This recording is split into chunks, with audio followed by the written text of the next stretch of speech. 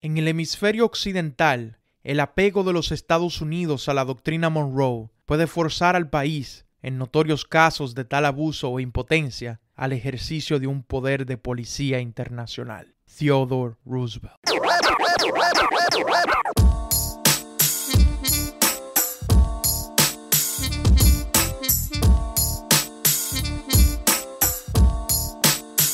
Habemus Julio. Bienvenidos a este espacio, donde hablaremos de lo que a mí me dé la gana. Les habla Julio Santana y en esta primera temporada conversaremos de historia de los Estados Unidos. Acomódate, ponte a lavar los platos, a organizar la casa, hacer ejercicio, lo que sea, mientras viajamos por el tiempo. Bienvenidos.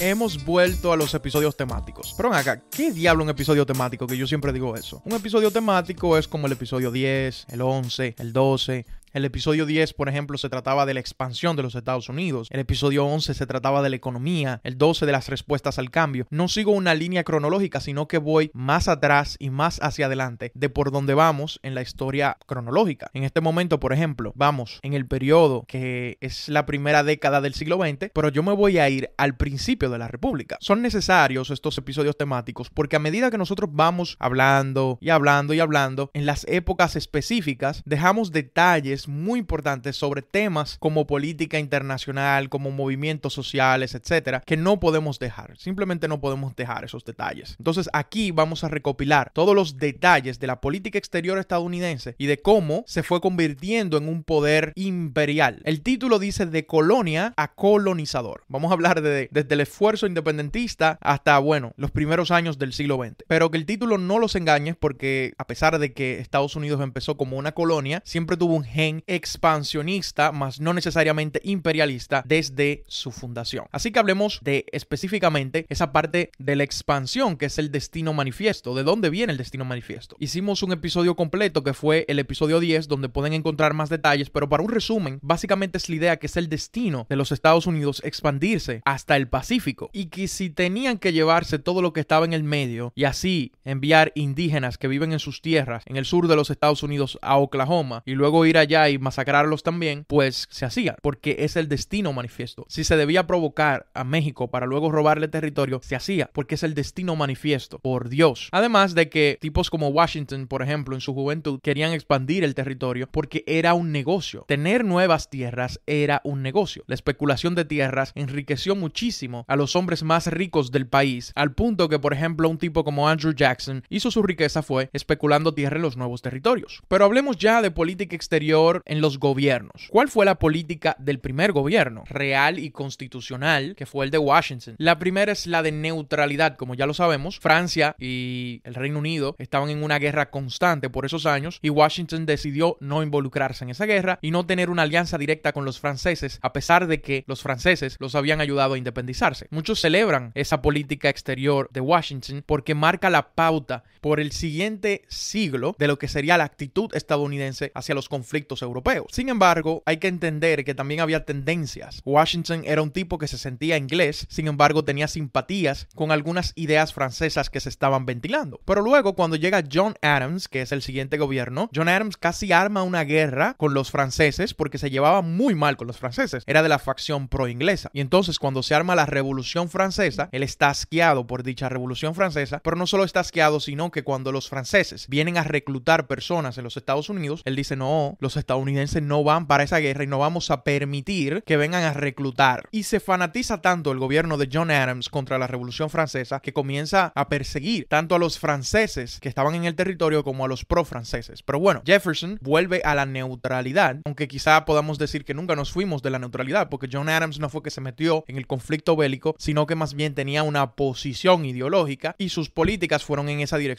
de su ideología. Pero Jefferson, entonces, cuando está ocurriendo el punto más más alto de la Revolución Francesa, está ocurriendo la violencia y Europa se mete en las guerras napoleónicas, él no quiere declarar alianzas con nadie. Y los franceses y los ingleses comienzan a hundir barcos, y lo que hace Jefferson, y en el proceso de esa política de Jefferson se destruye la economía, es un aislamiento radical al punto que dejó de tener comercio con ambas naciones, con Inglaterra y con Francia. Vuelvo y repito, destruyendo la economía en el proceso. Es decir, se mantiene la política de neutralidad. Luego llega la guerra del 1812 bajo Madison, quien pudo evitar la guerra quizá, pero no lo hizo. Y esta guerra fue que le dio el sentimiento nacional de que somos un ente separado de la identidad inglesa a los estadounidenses, pero que no se confunda como realmente una política exterior. Las raíces del conflicto de esta guerra de 1812 realmente están en asuntos locales, así que la guerra realmente no es una guerra internacional, la guerra no es un intento de los Estados Unidos de definir una política exterior coherente, sino más bien un conflicto local de fronteras, de realidades encontradas entre los ingleses y los Estados Unidos. Sin embargo, por esos años, luego de la presidencia de James Madison e incluso durante la presidencia de James Madison, en el continente americano se va dando algo, inspirado en parte por la independencia, inspirado en parte también por la Revolución Francesa y también a través de la formación de identidades nacionales, los países de América comienzan a independizarse de los poderes europeos, específicamente de España. Se da un proceso de descolonización masivo. Estados Unidos mira de lejos, no necesariamente contento, por razones quizás predominantemente racistas y de superioridad, no veían con buen ojo todos estos movimientos, porque hay que recordar que tenían esclavos, muchas de estas personas eran mestizas y se miraba con desdén todo el tiempo la revolución haitiana. Y a veces veían estos movimientos independentistas, muchas veces, como una continuación, o mejor dicho, otra posible revolución haitiana, que podía inspirar a los esclavos a formar su propia identidad nacional y que diera cabida a revueltas, que ya se estaban dando, pero principalmente inspiradas por la revolución haitiana y la revolución francesa. Es en este contexto que uno de los más importantes secretarios de Estado de la historia, John Quincy Adams, el hijo de John Adams y quien se convertiría en presidente luego de la presidencia de James Monroe, y precisamente James Monroe, último presidente de la dinastía virginiana y que principalmente se le conoce, especialmente los latinoamericanos, por lo que diremos a continuación, pero que también tenía características interesantes como que fue el presidente más afrancesado de todos, más que Jefferson, mucho más que Jefferson porque vivió en Francia un buen tiempo, al punto de que Washington tuvo que llamarlo como embajador porque no quería condenar o no quería actuar como embajador, sino que estaba, como quien dice, simpatizando con todo lo que estaba ocurriendo ahí. No estaba cumpliendo con su rol de diplomático, pero se le conoce poco por sí mismo. También se le conoce por ser el último de los padres fundadores que gobernó en los Estados Unidos, pero entre él y John Quincy Adams prepararon una mentalidad que fue materializada en un discurso de 1873 en el Estado de la Unión que cambiaría las cosas para siempre. Es un frequeo, no es más nada que un bluff, un frequeo, donde básicamente se dice que los países soberanos que iban naciendo estaban bajo la esfera de influencia no de los europeos, sino de Estados Unidos. América para los americanos, no para los europeos. Ese bluff no era porque ellos podían hacerle la guerra a un poder europeo sin la ayuda de otro poder europeo. Ellos saben que eso no iba a ocurrir, sino que ya estaban a un nivel lo suficientemente grande en términos de territorio, de población y de milicia, como para que fuera demasiado caro para los europeos empezar una guerra con ellos cuando ellos están embarcados en guerras y guerras y guerras y deudas y deudas y deudas. En esencia, en realidad, la doctrina Monroe es una doctrina hamiltoniana. Hamilton tenía la idea de Estados Unidos no como neutral, sino como una entidad, una república que pudiera hacerle frente a los poderes europeos y tuviera una esfera de influencia en el mundo, en el ajedrez de la geopolítica. Y pese a hacer ese bluff, tuvo influencia por pila en las siguientes décadas y, por supuesto, más aún unos 70 años después, cuando esta doctrina Monroe comenzara a materializarse. Es necesario mencionar, por supuesto, la anexión de Texas y la guerra mexicoamericana, que también la detallo con mucho más detalle y valga la redundancia en el episodio 10, que ustedes saben que se aprovechan de que los mexicanos no son lo suficientemente fuertes como para hacerle frente, para robarle más de la mitad de su territorio, y si quieren escuchar cómo lo hacen, pues vayan al episodio 10, por supuesto. Pero eso de robar territorio, debido a que era el destino manifiesto de los Estados Unidos expandirse, estaba tan arraigado en el gen estadounidense que realmente empieza con la antítesis de Hamilton, su asesino, su matador, Aaron Burr. Aaron Burr, de hecho, fue poco después de matar a Hamilton, condenado por una conspiración que, según sus enemigos, incluyendo a Jefferson, lo que estaba haciendo era intentar crear su propio país en territorio aledaño a los Estados Unidos. Y lo que hizo Aaron Burr era comprarle territorio a los españoles, confabularse con varios territorios generales para supuestamente, según la idea de la conspiración, formar su propia colonia y luego lanzar una guerra o provocar una guerra y de esa manera provocar la independencia de esa nación y que luego fuera anexada a los Estados Unidos o algo parecido en esa dirección. Y de hecho, el territorio que él le compró a los españoles fue en Texas. Así que lo que él intentaba hacer y por lo que lo metieron preso sucedió solamente 30 años después. Luego de Aaron Burr y antes de que se diera la anexión de Texas, muchísimos intentaron hacer lo mismo. Simplemente ir a territorio español,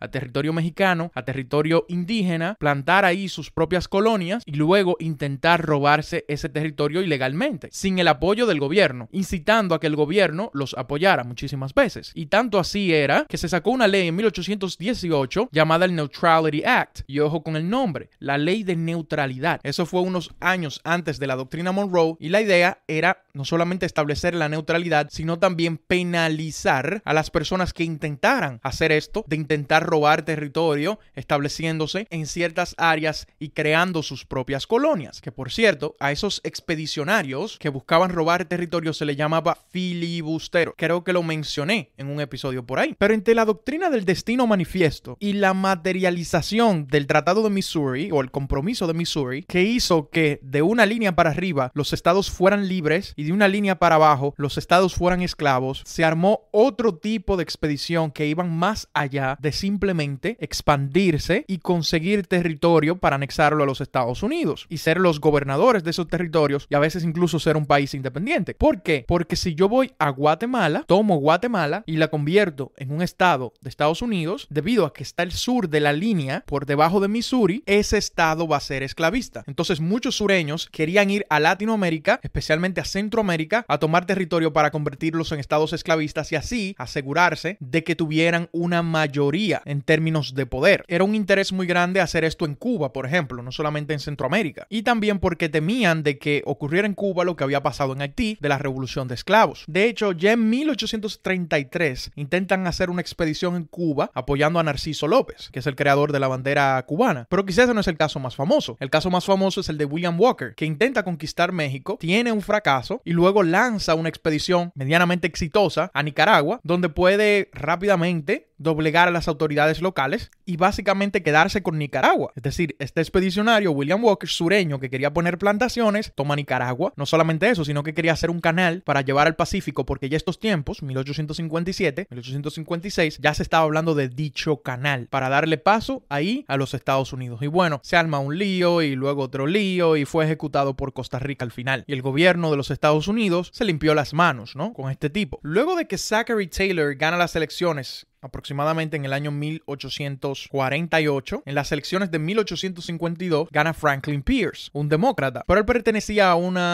movimiento que se llamaba Young America. En ese tiempo había Young de todo, o sea, los jóvenes turcos vinieron después, pero los jóvenes hegelianos, donde estaba Marx, o la juventud hegeliana, ya existía. Y eran movimientos, digamos, repletos de jóvenes con tintes nacionalistas, cada uno de estos movimientos, que intentaban impregnar sus doctrinas, cualesquiera que fuesen, en el país completo. También existe la joven Italia, por ejemplo. El fin es que el presidente Franklin Pierce pertenecía a este movimiento y dentro de su marco ideológico estaba la expansión de los Estados Unidos. Así que mientras el país en su presidencia de 1852 al 1856 estaba al borde de la guerra, él estaba pensando en expansión. Y bueno, en 1860 estalla la guerra civil y ya entonces volvemos al capullo y no hay mucha política exterior en ese momento. Así que en la siguiente sección hablaremos de la política exterior luego de la guerra civil.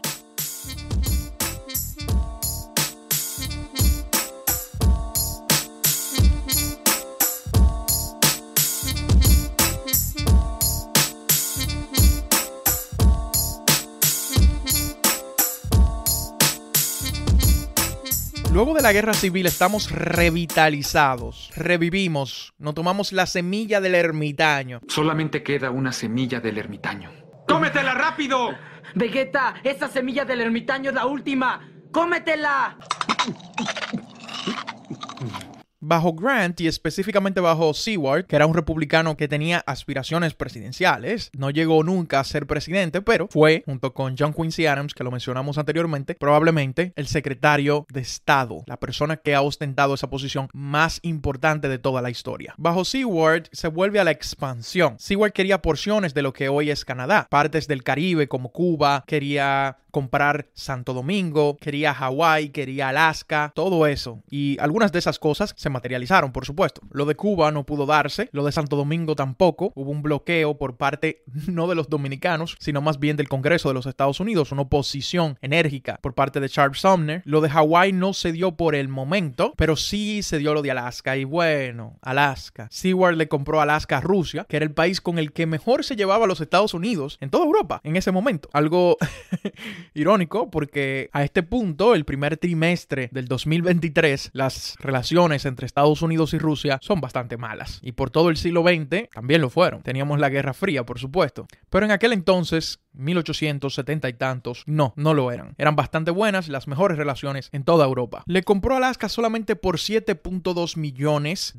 Son 150 millones de dólares al día de hoy. En aquel momento, como las economías eran más pequeñas, por supuesto, en términos relativos, 150 millones era mucho más. Aún así, no era tanto dinero. El zar lo necesitaba y por eso fue que lo vendió. Pero hay muchos mitos en cuanto a Alaska. Se dice que todo el mundo subestimaba el potencial de Alaska, pero en realidad sí se sabía que había muchas cosas ahí, como madera, por ejemplo, muchos árboles para talar, que eso era muy importante. Habían ballenas, que Estados Unidos era líder en términos de aceite de ballena, que es lo que se utilizaba para prender lámparas realmente. Y bueno, en parte estos mitos de que no se creía que había nada, en realidad van dirigidos a inflar el personaje de Seward, pero también a minimizar y a atacar el personaje de Andrew Johnson, porque fue cuando Johnson que realmente se está planeando comprar Alaska, porque ya Seward era secretario de Estado en la presidencia de Johnson. Y como para los republicanos radicales todo lo que hacía Johnson estaba mal, hubo periódicos y hubo opiniones en contra, pero realmente no eran opiniones en contra en sí del plan de comprar Alaska, sino más bien en contra de Andrew Johnson. Quien le sucede a Seward es el secretario de Estado Hamilton Fish y siguió siendo secretario de Estado en la presidencia de Grant y de Hayes, Rutherford B. Hayes. Se logró un hito muy importante que fue acusar a Gran Bretaña de ayudar al sur. No sé si recuerdan que Gran Bretaña tuvo una posición más o menos favorable hacia el sur en la guerra civil porque eran ellos que le daban la materia prima para fundamentar sus industrias textiles alrededor de Londres. La industrialización llegó más temprano en Londres y en toda Inglaterra que en el resto del mundo. Lo que le pidieron a Gran Bretaña como indemnización era ridículo.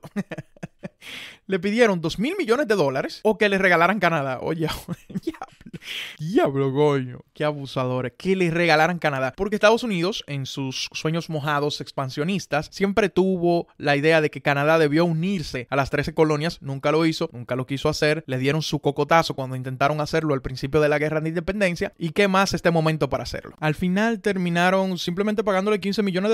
Agárrense de ahí, paquete. Y en el medio de todas estas controversias, intentaron también meter a la República Dominicana en el plan, porque el plan de Santo Domingo empezó bajo Seward, pero realmente se quiso ejecutar bajo Hamilton Fish, que fue realmente su sucesor. Hubo otro ahí en el medio, pero no me duró un par de días. Ahora, el imperialismo estadounidense, y también europeo más o menos, era un imperialismo capitalista. Así como la economía gringa crecía, los capitalistas se expandieron. Y por ejemplo, hablábamos de cómo se cogieron Nicaragua en 1850 y tantos, pero ahí mismo, involucrado, pero a favor de los centroamericanos, estaba un capitalista estadounidense que fue el que se le llamó el primer Robert Baron, que fue Vanderbilt, el empresario de los ferrocarriles. Y él tenía el negocio de las cargas de las navieras en Centroamérica y era su interés que realmente esos países se mantuvieran independientes, no quería disrupciones y por eso presionó al gobierno estadounidense para que no se metieran ahí. En todo caso, desde el punto de vista de los estadounidenses, tenían que vigilar que el capital estadounidense y las inversiones estadounidenses estuvieran protegidas todo el tiempo porque esas inversiones eran las que permitían la creación de la riqueza en el país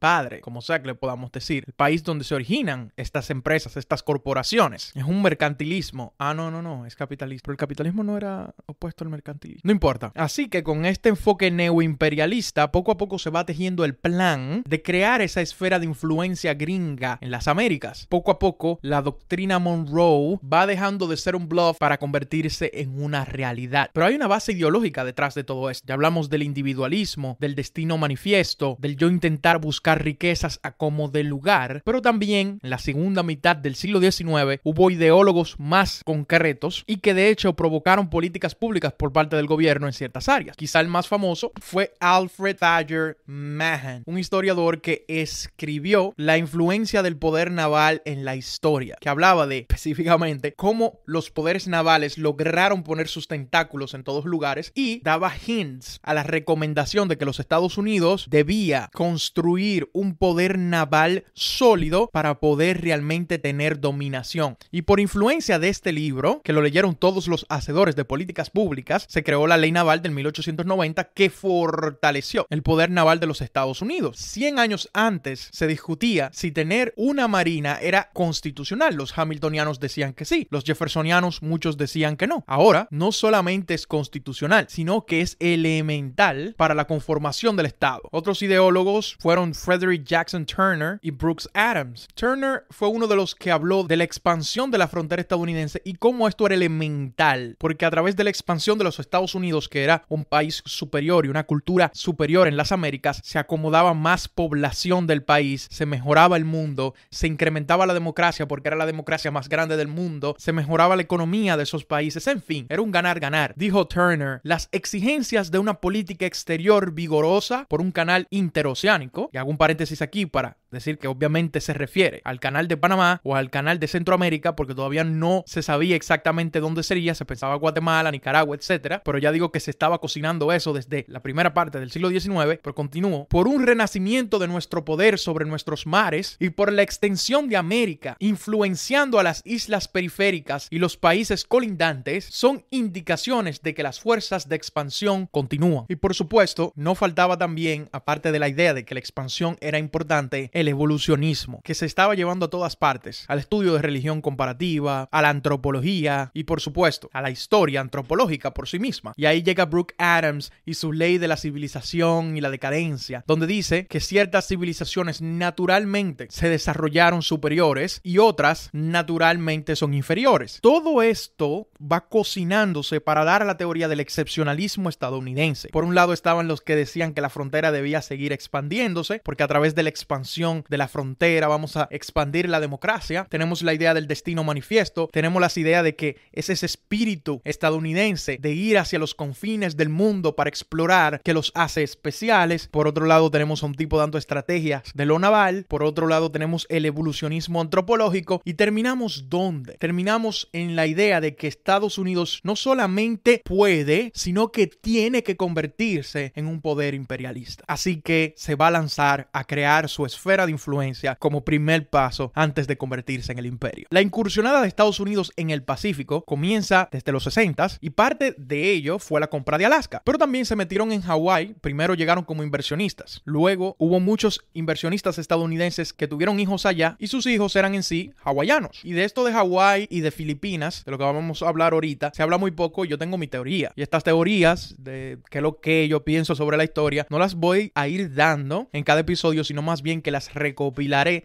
en el episodio final, que es tentativamente el episodio 35. Y así entrando como capitalistas, como negociantes, luego teniendo hijos que nacían ahí, planearon su propio golpe de estado desde adentro. A la reina Liliuokalani, se pronuncia así, Oukalani, depusieron a la reina y enmascararon todo como si se tratara de un golpe de estado interno, cuando en realidad simplemente era el gobierno de Estados Unidos confabulando para poder anexar el territorio de Hawái. Primero hicieron su propia constitución, que se llamó la Constitución de la Bayoneta y que culminó con la anexión. Hawái era una economía del azúcar y ahora con esos campos de azúcar que se tenían en Hawái, Estados Unidos entraba también al juego. Pero estamos hablando de América y hablamos de la esfera de influencia estadounidense y del Pacífico, y estamos olvidando que hay un poder europeo decadente, definitivamente decadente, que tiene todavía posesiones en América, específicamente en América Latina, y ese se llama España. Los estadounidenses, a esta guerra que se va a armar con España por este asunto de las posesiones que tenían todavía en las Américas y en el Pacífico, como las Filipinas, le van a llamar la guerra hispano-estadounidense, Spanish-American War. Y digo hispano-estadounidense en español porque decir hispanoamericana sería incorrecto. Cada idioma tiene sus propios gentilicios. Si bien es latinoamericanismo naif decir que no debemos decirle americano americanos, a los gringos. También al mismo tiempo, primero fuimos tontos al dejar que los estadounidenses nos impongan su nombre de decirnos Latinoamérica nosotros, número uno. Y segundo, nosotros tenemos también toda la facultad y debemos utilizarlo de esta manera porque es el español propio y no se presta a confusiones y decir en vez de América, decir Estados Unidos en este tipo de términos. Y no es guerra hispanoamericana, no puedo decirlo así. Tiene que ser guerra hispano-estadounidense. Anyway, los antecedentes de la guerra son simples. Los gringos siempre quisieron Cuba y no pudieron tenerla. Ya habían incitado rebeliones y los españoles tampoco se estaban ayudando porque estaban intentando quedarse con esa colonia de último y los abusos a la colonia española de Cuba son muy diferentes a los abusos que se vivió en otras colonias de España. Y en aquellos años, José Martí, uno de los padres fundadores de Cuba, fundó el movimiento Cuba Libre que Estados Unidos apoyaba. La prensa estadounidense apoyaba los movimientos de liberación de Cuba y fueron creando un top of mind sobre cómo los españoles eran los malos de la película. El rol de la prensa fue prominente aquí. El New York Journal de William Randolph Hearst y el New York World de Joseph Pulitzer, que probablemente han escuchado ese nombre, Pulitzer, era un sensacionalismo constante. Y por esos días, por esos dos periódicos que publicaban un cómic de un niño que se vestía de amarillo, surgió el término Yellow Journalism, prensa amarillista o periodismo amarillista. Fue por estos dos periódicos y específicamente por el rol de estos dos periódicos en causar o convencer a los estadounidenses que debía detenerse una guerra con España. Y miren lo interesante de cómo este término se ha universalizado. El punto era probar ese poder naval que ya habían conseguido desde los años 90, provocando una guerra con España o intimidando a España para que se fuera y ya Estados Unidos tuviera total control de las Américas. El presidente McKinley, sin embargo, era cauto. No hizo una declaración de guerra y no hizo agresiones. Simplemente mandó un barco, el Maine, y lo parqueó ahí, en el puerto, normalito, supuestamente para defender los intereses de los estadounidenses capitalistas que estaban allí, pero por extrañas situaciones, que si bien pudo ser un accidente, pero también pudo ser un ataque o un ataque accidental, se hundió el USS Maine con una explosión. ¿Y para qué fue eso? Si los periodistas Pulitzer y Hearst estaban agitando y agitando, imagínense ahora, Remember the Maine, algo así como el cántico de Remember the Alamo que se utilizó para conquistar Texas. Y así como la narrativa también de las Torres Gemelas, los estadounidenses intentan convencer a su pueblo de que la guerra va a estar justificada.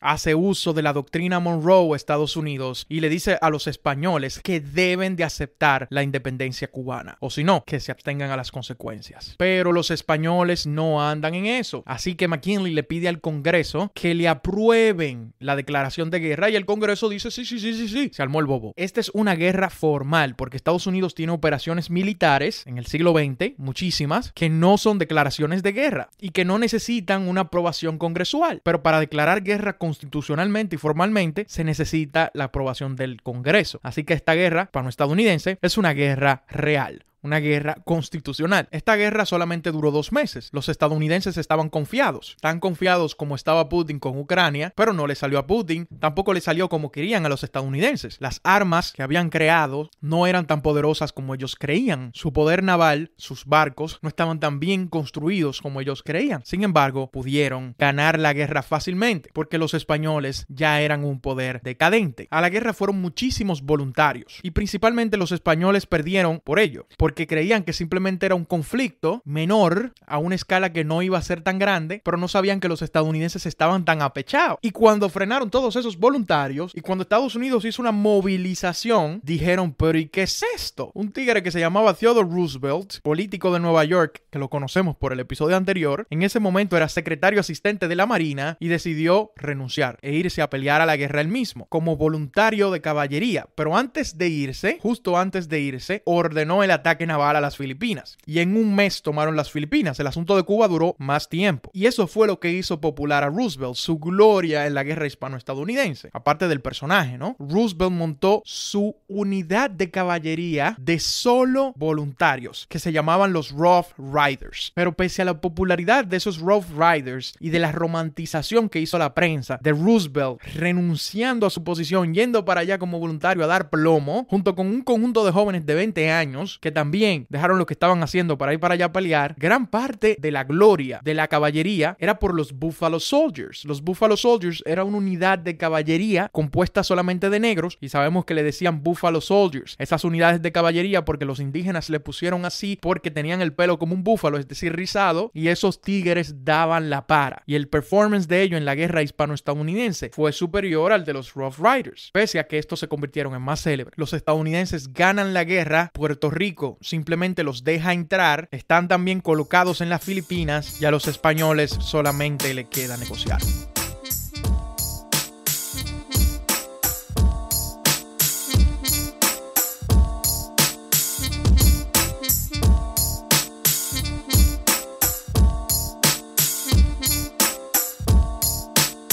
En el negocio con España, Cuba queda bajo la influencia estadounidense, se le cede a Estados Unidos Filipinas por unos 20 millones. De manera un poco grotesca, William Howard Taft se convierte en el gobernador de las Filipinas y se refería a ellos como Our Little Brown Brothers, con claros indicios del paternalismo y hasta cierto sentido racismo que comenzaron a cultivar en términos ideológicos los estadounidenses en las últimas décadas del siglo XIX. En casa el movimiento progresista estaba dividido en cuanto a esto. Muchos, quizá la mayoría, como Jane Addams y sindicalistas como Gompers, políticos como la leyenda Grover Cleveland, empresarios como Andrew Carnegie, bueno, no era un empresario, ¿no?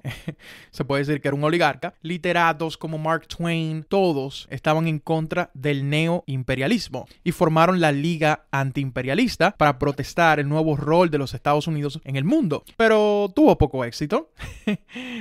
Como podemos ver, hoy en día, después de que cayó tanta agua, seguimos en un mundo donde Estados Unidos se convirtió en el hegemón. Pero no nos adelantemos. Estamos todavía entrando apenas en el siglo XX y Estados Unidos apenas está entrando al escenario internacional. Los filipinos se rebelaron con Emilio Aguinaldo a la cabeza y eso ayudó a ensuciar la imagen de las Filipinas en los Estados Unidos y a todavía darle más legitimidad a los estadounidenses para que comenzaran a dominar e implementar la violencia en el país. De nuevo, algo que se habla muy poco en el canon estadounidense, y cuando te dan, porque yo cogí mi último año de high school aquí en Estados Unidos, cuando te dan la historia en high school, esto no entra al canon. No entra al canon que en Filipinas se hicieron matanzas en contra de las rebeliones y que se pusieron campos de concentración, porque claro, inmediatamente tú digas campos de concentración, bueno, la cosa se pone turbia. De todos modos, se pasaron leyes para construir infraestructura en las nuevas colonias y para dar ciudadanía, tener una ruta a que se puedan convertir en ciudadanos. Y en cuanto a Cuba, se pasó lo que era el Teller Amendment, que decía que se tenía que garantizar la independencia de Cuba, y también la enmienda Platt, que le daba a Estados Unidos la potestad de intervenir en los asuntos cubanos de ser necesario. Ahora vámonos más lejos, para China. China.